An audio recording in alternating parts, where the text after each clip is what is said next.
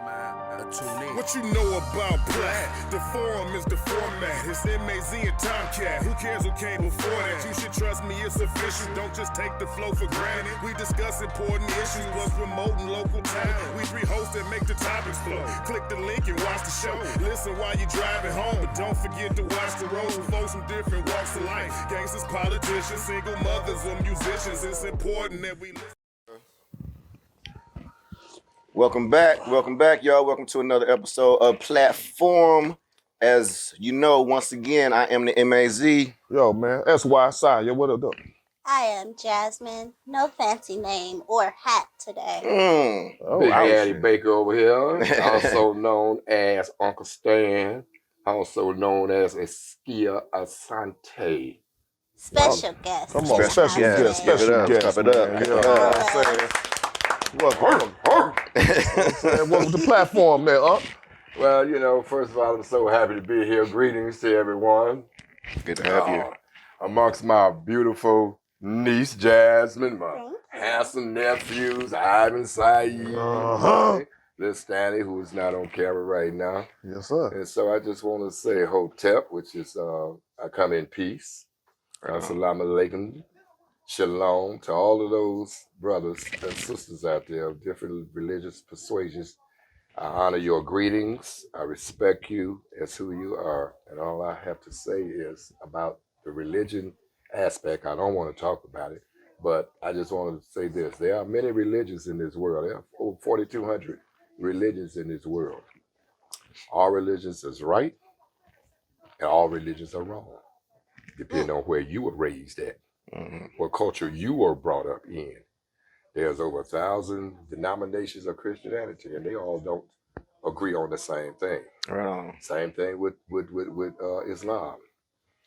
The same thing with the Hebrew Israelites and the Jews. So I just want to say that we all are one. We are one body. We all are on many different paths to get to the truth and to be with the one source that we originated from. Amen. That's some Amen. wisdom right there. What's the first? So I just want to let y'all know this handsome young gentleman belongs to our family, so you can't have him, but you can take a little small sneak peek with this platform episode. By the way, like, share, and subscribe. So speaking of all of this wisdom and experience that you just shared on us, it's just a little small piece of what you're capable of.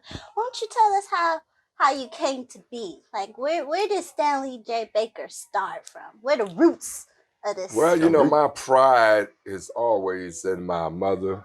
Starts with my mother and my father.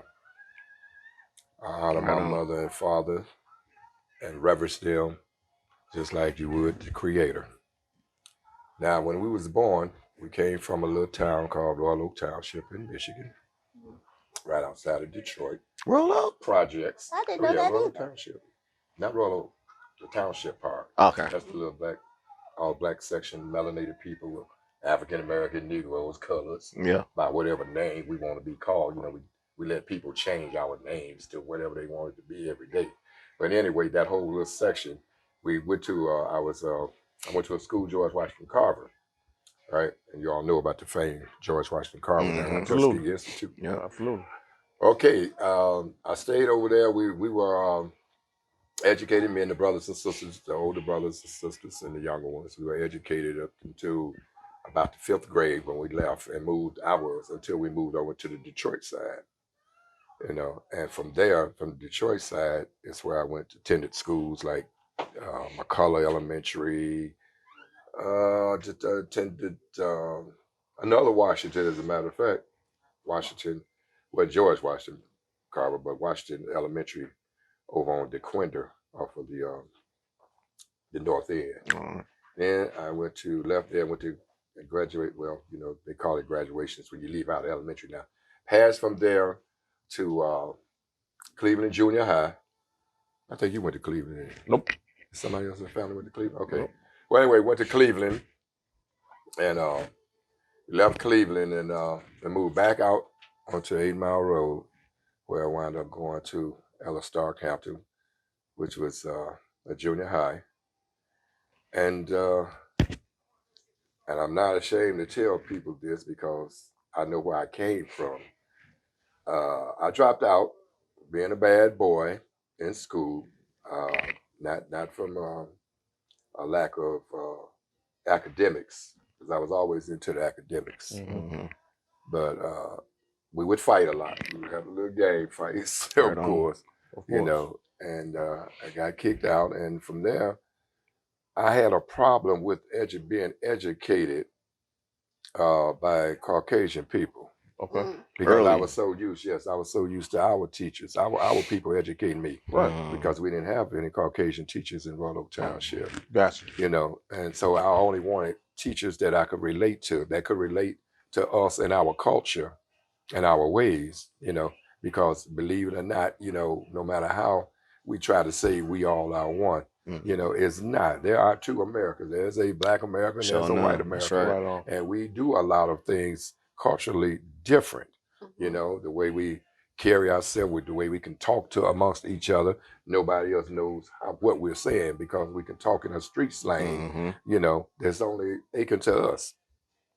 So I didn't want to go back, and what I did was I did like my parents suggested. You know, I found me a trade school to go to, and I went there. I did meat cutting, and I did auto mechanics.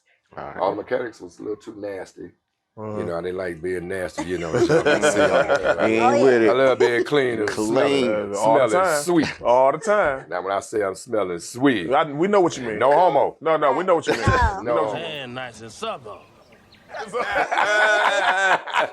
Not at all. Not even the thought. Yeah. So, you know, I just I wanted to always be a lawyer. Actually, if I could have stayed on my path, I could see that's that. where I wanted Oh, to be. yeah. Definitely Oh, A defender, yeah. especially as a defender of our people, because when I was coming up in the street life, you know, black men, you know, we were still just like down south. We were still being treated like dirt.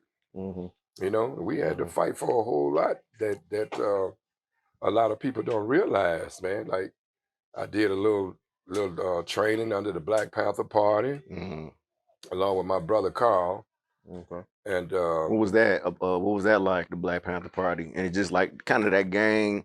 I don't want to call them a gang. Well, they were but- very they're very positive group that always stood for fighting for the rights of our people, the equality, and they had programs, you know, for feeding Feeding you know, them. people, you know, taking food around and health care, you know, for the elderly and protecting the community, which is what we as black men are supposed to do. So I refer to our community as a village. That's what it is. Mm-hmm. It's an African village, Mm-hmm. you know, and this is what we're supposed to do. And that's what they made sure that they was instilling in us coming up.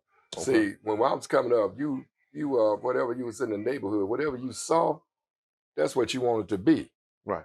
Right. And that's why when I talk to people now, I say children learn from their parents. Mhm. They learn what they see. So if you're going to be positive and you're going to be an inspiration and you want them, you know, to be on a path of what we call righteousness, right knowledge, Right. Right on. you know, and success, then you have to be the success that you want them to be. That's right. Mm. That's right. Mm. And through all of that training, this is why I really strongly believe that I made it this far, because I was always the type of person I know when to hold and when to fold, when to run, when to walk away. Yeah. You know? Yeah. So whenever I saw something coming up on me that might be totally detrimental to my life plan, you know, that may take me away from here or from away from my family for the rest of my life, you know, then I walked away. Right on. You know, and a lot of Right on. guys, they think that, you know, you're a punk because, you know, they think you running. No, it ain't running. You being smart. You being wise. There you go. Mhm. Okay?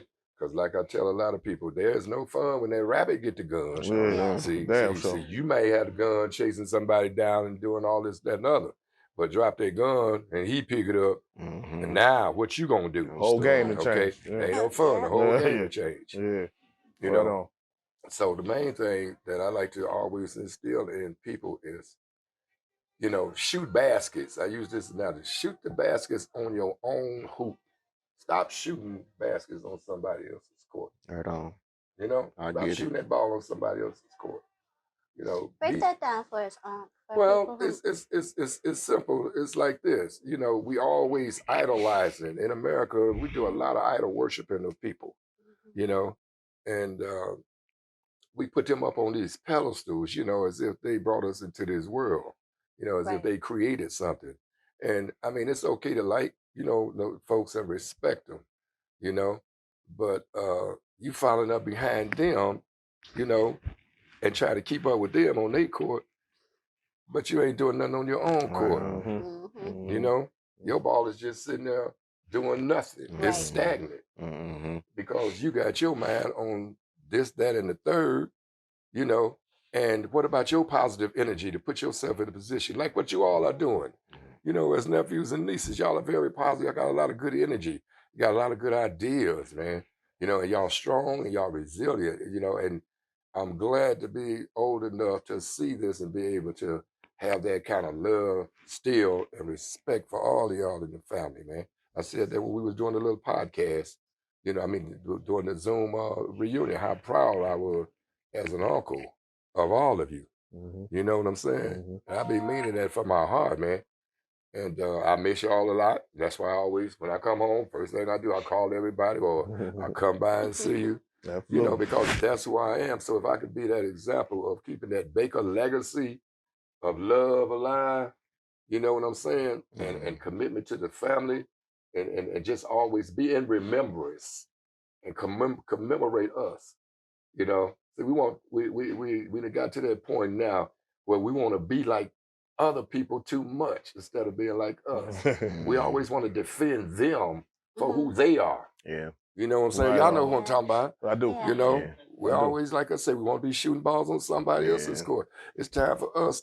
It's always time for us to lift our people up. Hey, Unc, I want to like piggyback on what you said. You tell me if I'm on point or not. But I know Martin Luther King said something like, I think I integrated my people into a burning house. That was a heavy statement. Right on. You I can address that, but I want to know what you feel as a young man about that first. I think that was true. I think people took what I have a dream and all of that. I think they took that and ran with it, or maybe the public whitewashed it, and it kind of made they kind of painted him as a weaker person. But then he got on his money, he got on this game, and you know he really tried to start to push that agenda more so. But by that time, you know, I mean, he was preaching integration and all of that, but really our strength lie within our community, us doing for ourselves and all of that. Would you say that was on point or what? That's a good analogy of it. Also, when he said that he's integrated them into a burning house building, he had started coming and see. He was a religious man all the time. That was his main strength. You know, even though he was brought up in the South, but he wasn't what we call African centered in his thoughts. See, when you're African centered, that doesn't mean that you are racist. That means that you're for your people first. Right. There you go. And the progress of your people first. And there's nothing wrong with that because everybody does the same thing. Y'all see how these Chaldeans come over here? These Asians come over here. Okay, these Indian people, they come over here. Who they do? What they do? They support their own self first. They create businesses for their own people. And we can get to that empowerment part. Come on now. Yeah, I think that's a very good point. A lot of people don't realize But that burning building was like, he did all that preaching like as a preacher, you know, which that's how he was trained now. So I ain't gonna knock him because a lot of us have been trained into doing the things that we do in pulpits, you know, and we're not really critical, what you call a critical thinker, you know. We're just we're just regurgitating what's in a book, but that's not what we need. That was written thousands of years ago. That's what those people needed. We need more. And I'm not saying that it's not any good principles in there, okay? But we need to be more about today. So taking us into that burning, integrating us into that burning building is saying that he did all of this work and these white folks still don't respect us. They still don't want us. Ain't no such thing as being equal with them. They don't want us to be equal with them. Exactly. But we are. We are. We are the original woman and man on this earth. Okay? They know it. Everybody else know it. and the jealousy and the envy and the hatred is going to always be there. It's going to always be what we call racial wars. It's, you know, we wish that it wouldn't be like that, but he started to recognize that, you know, hey, I'm an African myself. You know, I was just born in America. Okay, but my nativity is rich is from the mama land. So now that I done compromised with these white folks on their doctrines and their laws, you know, and their Civil Rights Act, you know, now my people are still worse off. And then nothing